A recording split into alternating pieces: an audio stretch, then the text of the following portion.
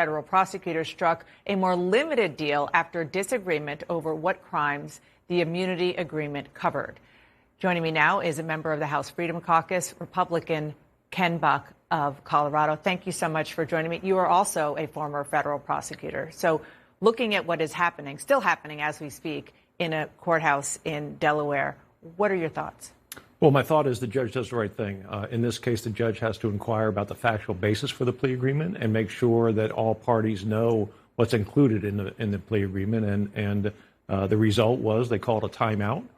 The prosecution and defense attorneys met, clarified, and responded to the judge. So I think the judge really was on top of this high-profile case. Everything's got to go right in a case like this. What does it tell you that the DOJ prosecutors who were in there wanted to make clear under questioning from the judge that this deal is just about the tax charges and the deferred gun charge? Right. Obviously, there are other investigations that are ongoing. Other charges may be brought, may not be brought. But it's important for the defendant to know on the record that there's a possibility of other charges. As a member of the House Republican majority, will it be harder for you all to get answers that a lot of your chairmen are looking for from the DOJ if they are still investigating some of the other questions about Hunter Biden's business deals and things that there are allegations out there of, but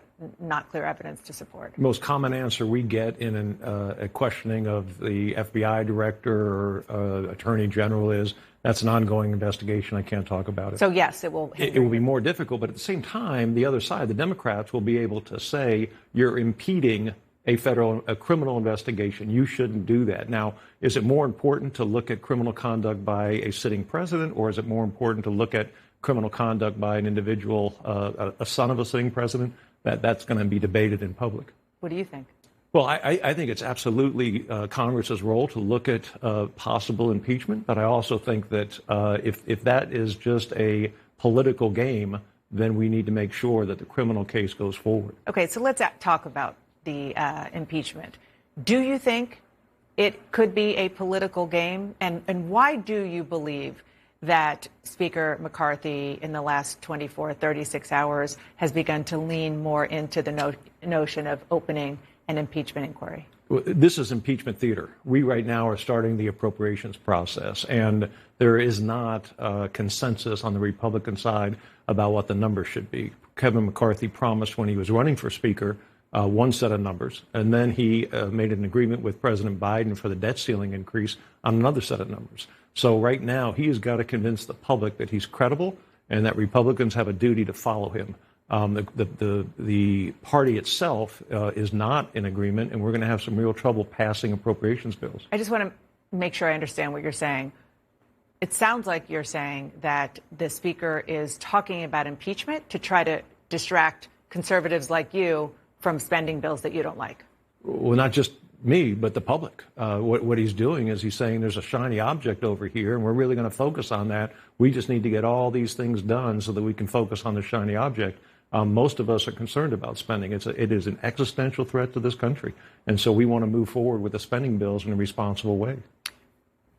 Do you believe there is any reason why the House Republican majority should open an inquiry right now other than politics? I don't think it's responsible for us to talk about impeachment. When you start raising the I word, it sends a message to the public and it sets expectations. I do think that what's going on in the Oversight Committee and the Judiciary Committee is absolutely fair and is part of our responsibility.